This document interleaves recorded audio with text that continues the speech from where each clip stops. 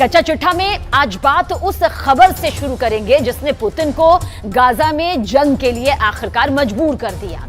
अगर अगले 24 घंटे में इजरायली सेना ने गाजा पट्टी पर भीषण हमला किया तो फिर रूस बहुत बड़ी जंग शुरू कर सकता है, इसमें कोई शक नहीं।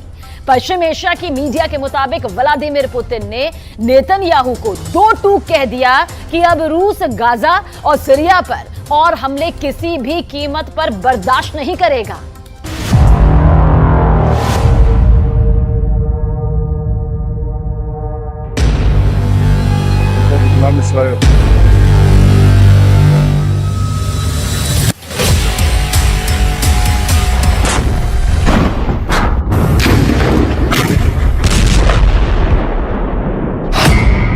बंद करो गाजा में कदर, पुतिन की जंगी धमकी।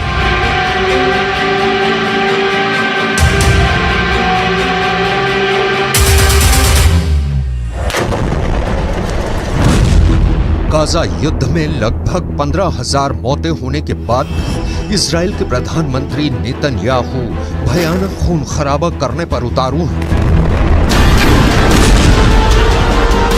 हालात ये हो गए हैं कि पिछले 12 घंटे के अंदर इजरायली सेना ने उत्तरी गाजा में कई जगहों पर सीज फायर को तोड़ते हुए हमास के ठिकानों पर मिसाइलों और ड्रोन से सीधा हमला किया है। लेकिन इस बीच एक खबर रूस से निकल कर आई है जिसने पूरी दुनिया को सन्न करके रख दिया है। 71 साल के रूसी राष्ट्रपति व्लादिमीर पुतिन ने साफ चेतावनी दी है कि अगर गाजा में खूनी गदर नहीं रुका तो फिर गाजा से लेकर सीरिया तक इजरायली सेना पर भयंकर हमले शुरू हो जाएंगे। नेतन्याहू को चेतावनी देते हुए पुतिन ने जो कहा है उसने अमेरिका समेत तमाम पश्चिमी देशों को गहरे संकट में डाल दिया है। जरा देखिए पुतिन ने ऐसा क्या कह दिया है कि अब गाजा युद्ध इजरायली सेना के लिए गले की हड्डी बनता जा रहा है।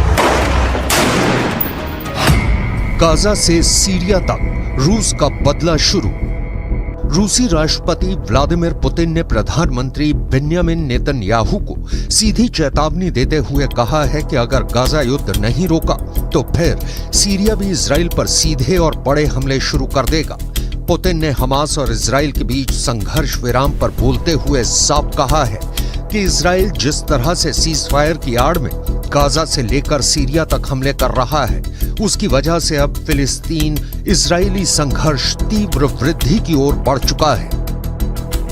पुतिन ने अपनी चेतावनी में यह खुलासा नहीं किया है कि क्या रूस की सेना सीधे तौर पर इजराइल के खिलाफ जंग में उतरेगी या फिर रूस ईरान और लेबनान के जरिए इजराइल पर बड़ा हमला करवाएगा। खबर यह भी है कि सीरिया में मौजूद रूसी सैन्य अड्डों पर इजराइल के खिलाफ युद्ध की तैयारी पूरी कर ली गई है। हम आपको बता दें कि पुतिन ने इजराइल से साफ कह दिया है कि अब गाजा में मासूम फिलिस्तीनियों की मौत का तमाशा रूस नहीं देखेगा। दावा किया जा रहा है कि मॉस्को ने ईरान, सीरिया और लेबनान को बड़ी जंग के लिए तैयार रहने को कह दिया है। Кровавый переворот на Украине в 2014 году, за которым последовала война киевского режима против своего народа на Донбассе, это не потрясает? А истребление гражданского населения в Палестине, в секторе Газа сегодня, не потрясает?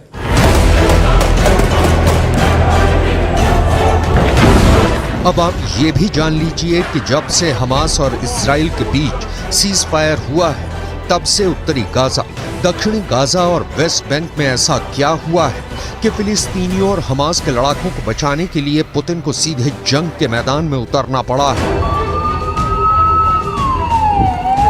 मिडिल ईस्ट और रूसी मीडिया के दावों के मुताबिक इजराइल ने पिछले 36 घंटे में हमास के एक बहुत बड़े कमांडर को सीज फायर के दौरान ही जबरदस्त हमले में मार डाला है। अब सवाल उठता है कि जब सीज फायर है तो फिर इजराइल डंके की चोट पर हमास के टॉप कमांडर या कहें लीडरशिप से जुड़े नेताओं को क्यों मार रहा है।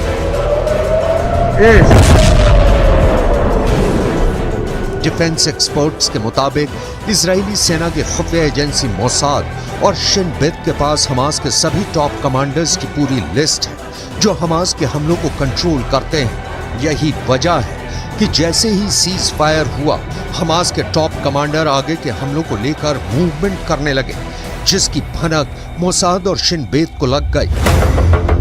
और फिर इजराइल की आईडीएफ ने खुफिया सूचना के आधार पर इन्हें मार डाला। यही नुकसान हमास पर बेहद भारी पड़ रहा है, जिसके खिलाफ अब पुतिन ने इजराइल को धमकी दी है कि अगर सीज फायर के दौरान गाजा या फिर सीरिया पर हमले तेज किए तो फिर ये युद्ध पूरी तरह से बेकाबू हो जाएगा और रूस चुप रहकर तमाशा बिल्कुल भी नहीं देखेगा।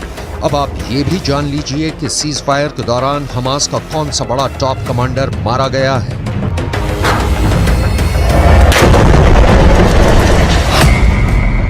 हमास के 2 टॉप कमांडर्स को इजरायली सेना ने इस तरह से मारा है कि यही नहीं पता चल पाया कि उन्हें सीज फायर के दौरान मारा गया या फिर पहले मारा गया।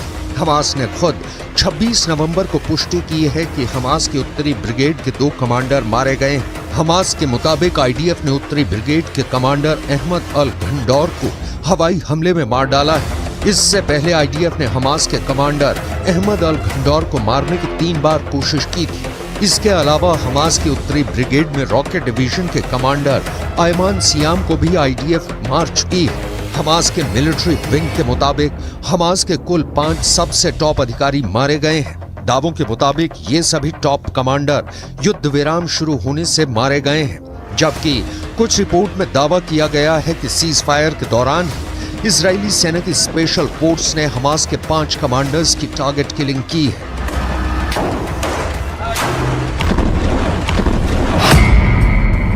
सीज फायर तोड़ा तो तोड़ देंगे इजराइल। हमास के 70 से ज्यादा कमांडर्स मारे जा चुके हैं, जिनमें से 15 बेहद माहिर और दिग्गज कमांडर्स थे। लेकिन जिस तरह से सीज फायर की आड़ में इजरायली सेना ने गाजा में गदर मचाया है, उसे लेकर पुतिन बेहद एक्टिव है। ईरान के राष्ट्रपति रईसी से पुतिन की नजदीकियों ने इजराइल के खिलाफ नई मुसीबत खड़ी कर दी है, तो वहीं सीरिया के प्रमुख असद से पुतिन की पुरानी और गहरी दोस्ती ने इजराइल को गाजा से लेकर सीरिया तक मुसीबत में डाल दिया है। सीरियाई राज्य समाचार एजेंसी के दावों के मुताबिक पिछले 18 घंटे में दक्षिण पश्चिम सीरिया में इजरायली हवाई हमलों में सीरिया के सैन्य ठिकानों को भारी नुकसान हुआ है। दावों के मुताबिक सीरिया में हुई इजरायली हमले में उसके 8 सैनिक मारे गए हैं, जबकि 7 घायल हुए हैं। सीरिया में इजराइल का हवाई हमला सीरिया के दक्षिण पश्चिमी शहर दारा के पास सैन्य ठिकानों पर हुआ है, जिसे लेकर पुतिन बुरी तरह से बौखला गए हैं। इसलिए उन्होंने इजराइल को सीधी धमकी दी है कि अगर गाजा और सीरिया में इजरायली हमले इसी तरह से दोबारा हुए तो जंग बहुत भयानक हो जाएगी। אני מבקר פה עכשיו ביחידה של אמ"ן, היא עושה עבודת קודש, חושפת הרבה מאוד, ומה שאנחנו רואים זה דבר מדהים. אנחנו רואים בעצם שהתושבים, האזרחים בעזה למעלה, מגנים על כל הטרוריסטים למטה. הם בנו עיר תת-קרקעית להגן על עצמם, והם מקריבים את האזרחים למעלה. זה בדיוק הפוך מצבא הגנה לישראל. צבא הגנה לישראל זה חיילים שמגנים על אזרחים, פה זה אזרחים שמגנים על... इधर हमास के द्वारा बंधकों की रिहाई के दौरान एक बड़ी हैरान करने वाली खबर सामने आ रही है। रूस को अपना सबसे वफादार दोस्त मानने वाले हमास ने रूसी बंधकों को लेकर ऐसा ऐलान कर दिया है जिसने पुतिन के कद को दुनिया भर में काफी ऊंचा कर दिया है। हमास के वरिष्ठ अधिकारी ने दावे के साथ ऐलान किया है कि हम रूस और राष्ट्रपति पुतिन का बहुत सम्मान करते हैं, इसलिए गाजा में बंधक रूसी नागरिकों को हमास बिना शर्त रिहा करने जा रहा है। हमास के टॉप लीडर ने पुतिन को सम्मान देते हुए बयान दिया है कि रूसी बंधकों को रिहा करके हमास पुतिन को सच्चे दोस्त होने का सम्मान दे रहा है।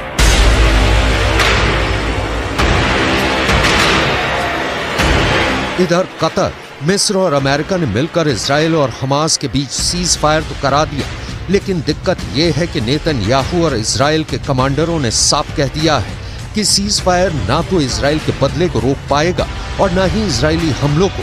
हम हमास का पूरी दुनिया से खात्मा कर देंगे। इधर कुछ मिडिल ईस्ट की मीडिया ने दावा करना शुरू कर दिया है कि गाजा पट्टी में 20,000 से ज्यादा लोग मारे गए हैं, जिनकी संख्या 1967 में इजराइल अरब युद्ध में मारे गए लोगों से कहीं ज्यादा है।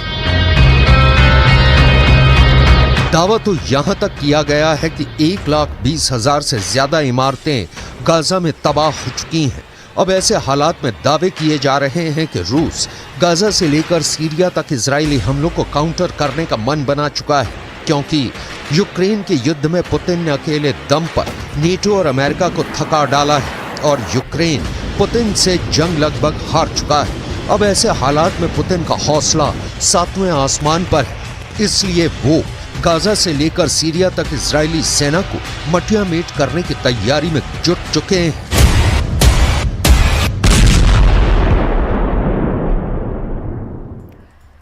गाजा की आग अमेरिका तक पहुंच गई है और अब अमेरिका में 40 करोड़ बंदूक बड़ा खतरा बन गई। अमेरिका में करीब करीब हर नागरिक के पास बंदूक है। अमेरिका में अब गाजा को लेकर ऐसी बातें फैलाई जा रही है जिससे जो बाइडेन को यह लगने लगा है कि कहीं हमास का अगला हमला अमेरिका में ना बन जाए।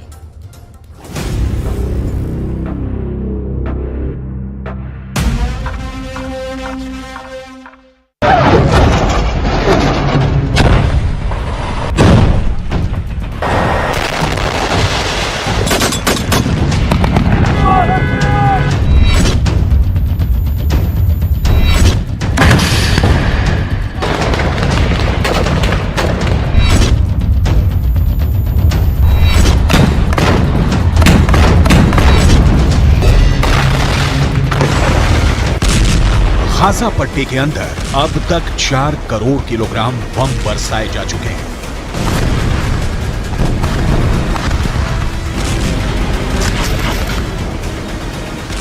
पूरा गाजा पट्टी जलकर राख हो चुका है, लेकिन इस आग ने अमेरिका के सामाजिक ताने बाने को भी जलाकर राख कर दिया है।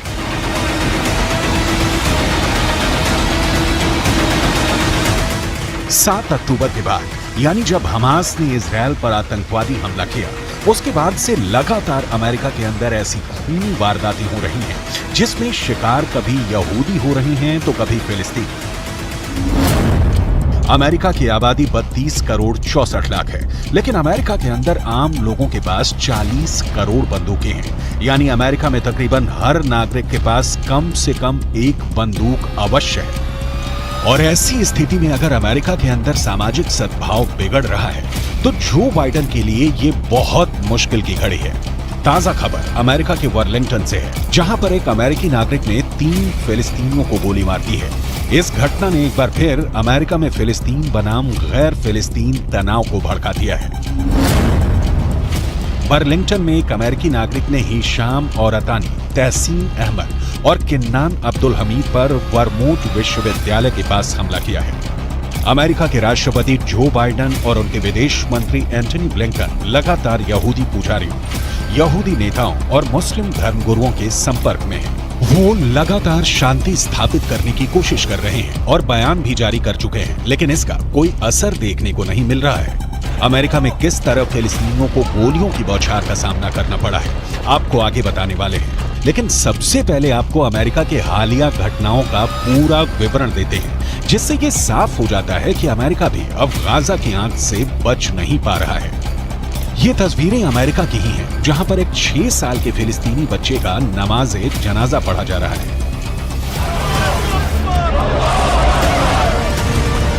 ये 6 साल का बच्चा एक अमेरिका के नागरिक के यहाँ किराए पर अपनी मां के साथ रह रहा था, लेकिन इस बच्चे को 71 साल के एक बुजुर्ग ने चाकू से 26 वार करके मार डाला।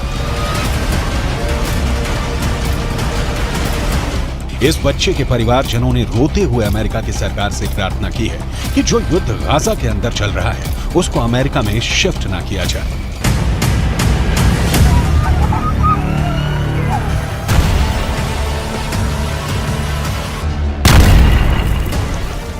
I just want to tell the whole world that we live in a country called the USA. We're not in war. And we're not bringing war here too. What happened that day for a gentleman, that he loved that kid to start with. He used to bring him toys.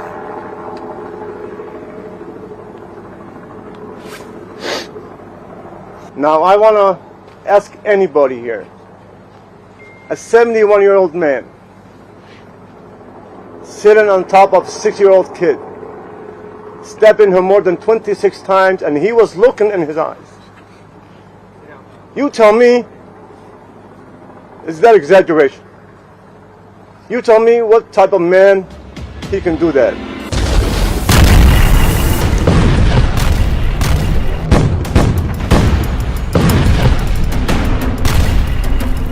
इस तरह के वाद विवाद का बहुत बुरा असर इस वक्त अमेरिका के ऊपर पड़ रहा है। अमेरिका में लगातार सांप्रदायिक हिंसा के मामले बढ़ रहे हैं, खासकर यहूदियों और मुसलमानों के बीच टकराव बढ़ रहा है। अमेरिका के डेट्रॉयट में सिनेगॉग चलाने वाली एक यहूदी महिला नेता की चाकू मारकर बेरहमी से हत्या की गई। इतना ही नहीं, अमेरिका के न्यूयॉर्क से भी विचलित करने वाली तस्वीरें आई हैं। यहाँ एक विश्वविद्यालय की लाइब्रेरी के अंदर यहूदी बच्चे छुपे हुए थे और बाहर फिलिस्तीन के समर्थक नारेबाजी कर रहे थे।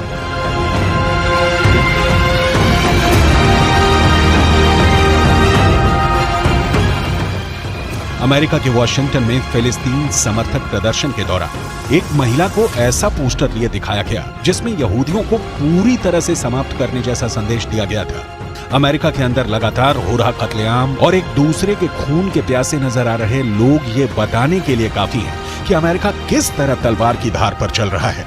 बर्लिंगटन का केस अपने आप में बहुत चौंकाने वाला है। जिस वक्त इन तीनों फिलिस्तीनियों को गोली मारी गई, ये तीनों अरबी बोल रहे थे और इनमें से 2 ने फिलिस्तीनी काफिया पहना हुआ था।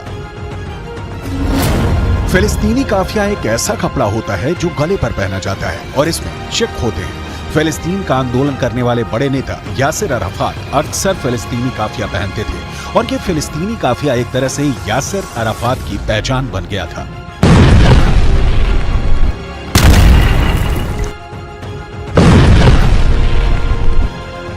एक ब्रिटिश एक्टर और प्रेजेंटर इस्लाह अब्दुल रहमान फिलिस्तीन के लोगों के लिए सहानुभूति व्यक्त करने के लिए फिलिस्तीनी काफिया पहना था।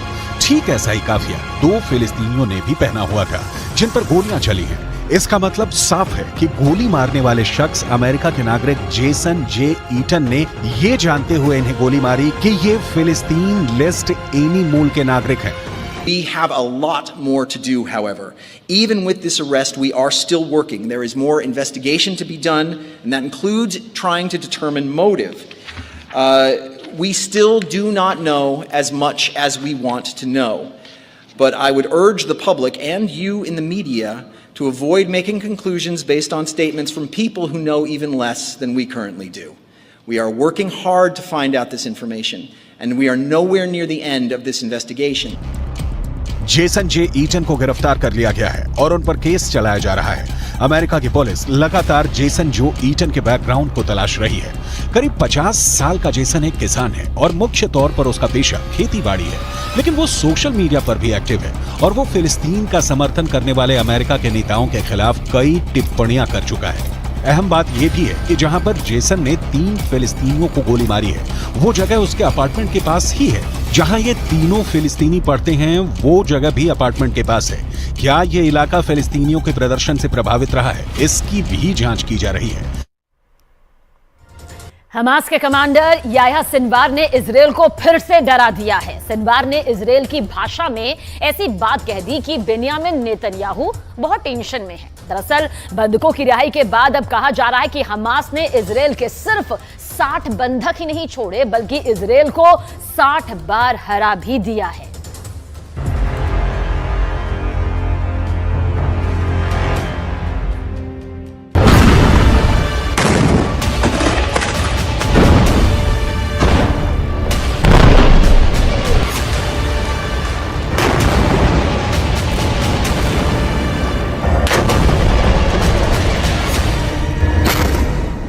सीज फायर टूट गया जब युद्ध विराम बढ़ाने पर हमास और इजरायल राजी हुए तो गाजा में तैनात इजरायली सेना के टैंक और तोपों ने बमबारी कर दी। शेख रदवान इलाके में धमाके हुए और दहशत फैल गई कि युद्ध फिर शुरू हो चुका है। इजरायल फिर टनों टन बम गाजा पर गिराएगा, फिर इमारतें ढहती जाएंगी और हजारों लाशों को मलबे से निकालने का काम फिर शुरू हो जाएगा, जिसमें बच्चे होंगे, महिलाएं होंगी, बुजुर्ग भी होंगे, क्योंकि नेतन्याहू तो पहले ही कह चुके हैं कि जब तक हमास बाकी है, युद्ध बाकी है और गाजा की तबाही जारी रहेगी।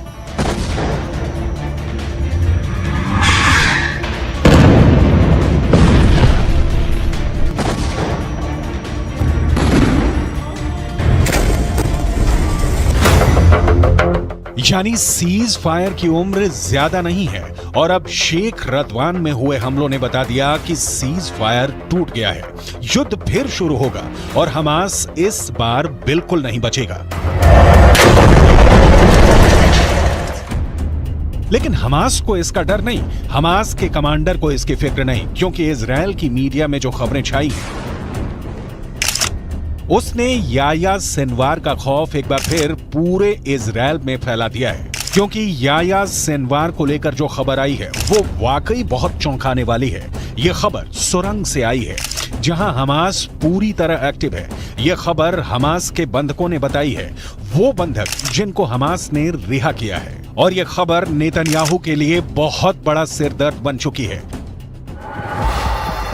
हमास के कब्जे से रिहा हुए एक बंधक ने बताया कि जब गाजा में वो एक सुरंग में कैद करके रखे गए थे, तब एक दिन अचानक सुरंग का दरवाजा खुला और उनके सामने एक व्यक्ति था जो याया सिनवार बताया जा रहा है। वो व्यक्ति इजराइल में बोली जाने वाली हिब्रू भाषा में बात करने लगा और उसने कहा कि तुम सब यहाँ हमास के कब्जे में महफूज हो, तुम लोगों को डरने की कोई जरूरत नहीं, तुम्हें कोई नुकसान नहीं होने दिया जाएगा। उसकी हिब्रू भाषा बोलने का लहजा बिल्कुल एक इजरायली व्यक्ति की तरह था। शुरू में उन्हें लगा कि इजराइल का कोई शख्स उनसे बात कर रहा है, लेकिन फिर एहसास हुआ कि यह हमास का कमांडर याया सिनवार ही है। המכונה הצה"לית עובדת במלוא העוצמה. יחיא סינואר מתחבא בבונקר שלו ונותן למפקדי השדה שלו, הטרוריסטים, למות בשטח. אצלנו המפקדים הולכים בראש הכוח, מובילים קדימה, מביאים להישגים ומנהיגים את הכוחות. याया सिनवार अब इजराइल के सिर पर चढ़ गया है। इसमें कोई शक नहीं कि गाजा की गलियों में जो युद्ध अब तक हुआ है उस पर याया सिनवार की छाप पड़ी हुई है। हमास का एक एक हमला याया सिनवार की सरपरस्ती में हो रहा है। ये बात इजराइल की फौज बहुत अच्छी तरह जानती है। नेतन्याहू ने गाजा पहुंचकर पहले ही बता दिया है कि चाहे सीज फायर रहेगा या फिर नहीं, इसका हमास को खत्म करने के उनके एजेंडे पर कोई फर्क नहीं पड़ेगा। वो पहले ही बता चुके हैं कि इजराइल पर हमला करने वालों को वो चुन चुन कर मारेंगे, हमास को जड़ से खत्म कर देंगे। צהריים הלוחמים הגיבורים שלנו. אנחנו עושים כל מאמץ להחזיר את חטופינו ובסופו של דבר נחזיר את כולם. יש לנו 3 יעדים במלחמה הזאת. לחסל את החמאס, להחזיר את כל חטופינו ולהבטיח שעזה לא תחזור להיות איום למדינת ישראל. ואני פה להגיד לחברים כאן, ללוחמים כאן, שאומרים לי את אותם הדברים, ואני חוזר ואומר את זה לכם אזרחי ישראל. אנחנו ממשיכים עד הסוף, עד הניצחון. שום דבר לא יעצור אותנו.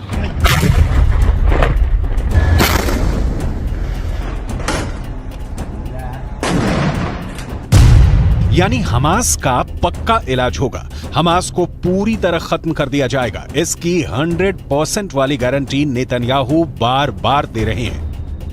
गाजा में सीज फायर करके इजराइल को वक्त मिला, उसकी सेना को वक्त मिला, हमास को भी वक्त मिला। दोनों तरफ अपनी ताकत को फिर से जुटाने का काम हुआ होगा ताकि युद्ध के अगले चरण को और खतरनाक बनाया जाए। लेकिन इन सबके बीच सबसे बड़ा चैलेंज याया सिनवार बन चुका है।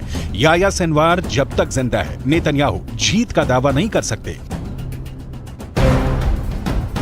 नेतन्याहू को जब से पता चला है कि याया सिनवार सुरंगों में घूम रहा है और बंधकों से मुलाकात करके उनसे सीधे बात कर रहा है, तब से नेतन्याहू की बेचैनी बढ़ गई है।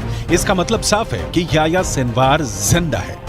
याया सिनवार युद्ध को कंट्रोल कर रहा है। याया सिनवार बता रहा है कि इजराइल का एक एक बंधक उसके रहमो करम पर जिंदा है। यही बात इजराइल को बहुत परेशान कर रही है।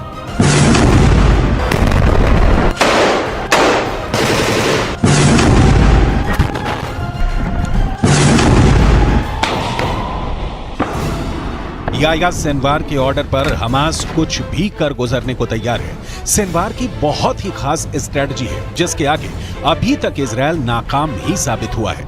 7 अक्टूबर को हुए हमले के बाद हमास के खिलाफ जंग में इजरायल के 2 मकसद थे।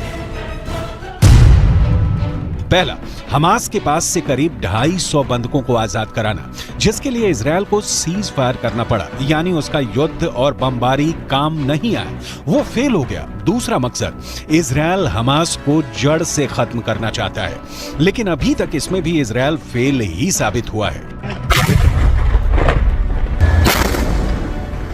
יש היום הסכמה לאומית בכל מדינת ישראל שאנחנו חייבים להילחם ולנצח בגלל מה שקרה, בשביל העתיד שלנו וגם בשביל העתיד של העולם החופשי. חמאס ואייסיס זה אותו דבר, ויחיא סנואר זה אוסמה בן לאדן החדש. इसमें कोई शक नहीं कि याह्या सिनवार ही 7 अक्टूबर को हुए हमास के हमले का मास्टरमाइंड है। उसी ने साजिश रची, उसी ने टारगेट चुना और अब वही गाजा से सब कुछ कंट्रोल कर रहा है। गाजा की गलियों में जो युद्ध हुआ है या हो रहा है, उसने इजरायल को भी बड़े झटके दिए हैं, लेकिन नेतन्याहू अपने फैसले पर कायम है। ישבתי עם סגן הרמטכ"ל, עם המפקדים, ועל הקיר היה כתוב עם ישראל חי. אז עם ישראל חי, ועם ישראל גם מנצח. בזכותכם, בזכותכם. תודה לכם. बंधकों को छुड़ाने वाले सीज फायर के बाद वो हमास पर 10 गुना तेज हमला करेगा। फिर हमास के पास न बचने का रास्ता होगा न भागने का। गाजा की गलियों में युद्ध के दौरान हमास ने भी बड़े बड़े दावे किए हैं। हमास का दावा है कि उसने इजरायल के 180 टैंक और बख्तरबंद गाड़ियों को हमले में फोड़ दिया है। गाजा से लगातार ऐसी तस्वीरें आई हैं जिसमें इजरायली टैंक पर घात लगाकर हमले किए गए। इजरायल ने खुद माना है कि अब तक ग्राउंड ऑपरेशन में उसके 70 से ज्यादा सैनिक मारे जा चुके हैं, 250 से ज्यादा सैनिक जख्मी हुए हैं। लिहाजा हमास के खिलाफ जो ताकत इजरायल को माना जाता है, उसके मुताबिक नतीजे तो इजरायल को भी नहीं मिले हैं। हालांकि नेतन्याहू के सामने अपनी छवि को बनाए रखना बड़ा चैलेंज बन चुका है और गाजा पहुंचकर उनकी पहली कोशिश इसी तरफ नजर आती है। सीज फायर हमेशा के लिए नहीं हुआ है और आगे की लड़ाई जैसी भी होगी, उसे लेकर इजरायल के ऊपर बंधकों वाला प्रेशर पहले के मुकाबले काफी कम होगा, क्योंकि बहुत से बंधक, खासकर बच्चों और महिलाओं को हमास आजाद कर चुका है। इसलिए इजरायल का पूरा फोकस अब हमास को खत्म करने पर है।